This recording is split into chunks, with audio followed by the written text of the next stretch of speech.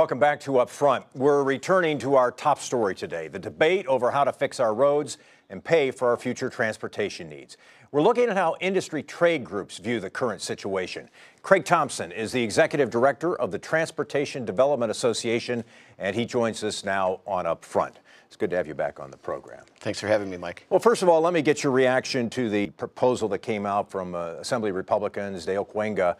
What does your group think about that? Well, you know, the Assembly Republicans, the Speaker, Representative Nygren, and Representative Kooyenga, and the whole caucus, for quite a while now have been consistent that they want to find a long-term solution to our well-documented transportation problem.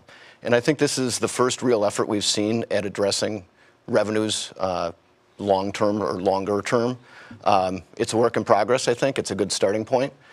There's some things in there that, you know, we don't love. There's some things that we like it, but we do like the fact that it acknowledges that we have to do something, and I think it's the first real proposal that's been put out. I believe that your organization has said that it thinks an increase in the gas tax, an increase in the vehicle registration fee, that those are common sense things that should be looked at. Are you concerned that they're not being looked at? Well, you know, we spent a lot of time, and over 1 million people in the state in 2014 went to the polls and voted to amend our state constitution so that our registration fees and our gas tax are now constitutionally protected. When we pay those user fees, they have to be spent on transportation.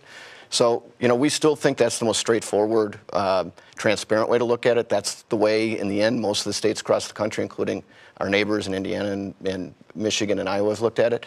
But if those, we do live in the world of politics, and it's the art of the possible. If the governor has taken those off the table, I think the Assembly Republicans are looking at what is possible, and Representative Kooyenga is a problem solver, and he's come up with a creative solution to, or beginning point, I think, to try to move the conversation along.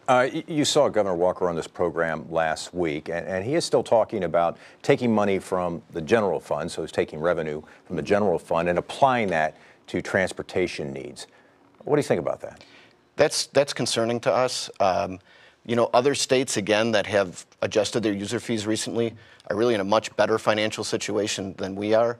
The Wisconsin Taxpayers Alliance just came out recently with their report looking at the comprehensive annual financial report that says we have, if you apply generally accepted accounting principles, which almost, you know, 41 of the 50 states use and all of our local governments here use, it says we have a $1.7 billion deficit, and actually Illinois and then us in California being the worst. So this idea that we have extra money laying around the general fund that the university isn't going to need and Medicaid isn't going to need and K-12 and the locals, I don't think that's a sustainable way to meet the other criteria I was talking about getting on a defined schedule that businesses can make business decisions and they'll know what's going to happen. And finally, I want to talk about the condition of state roads, because the governor and I talked about that last week, and he made it clear that he does not think that they're in the poor condition that some in the legislature do, or that maybe organizations like yours feels.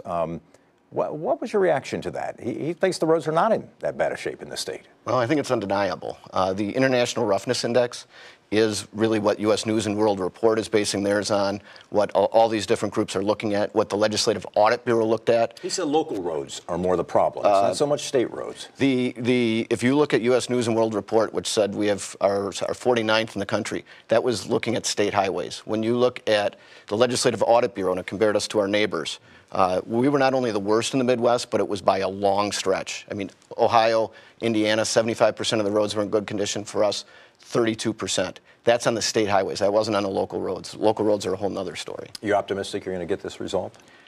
Eventually we will. Whether it's in this next budget or not, I think remains to be seen. But I think people across the state want something done, and I think the vast majority of our elected officials in both parties really want to get something done on this. Craig Thompson, we appreciate you being on the show again. Thanks very much for being with us.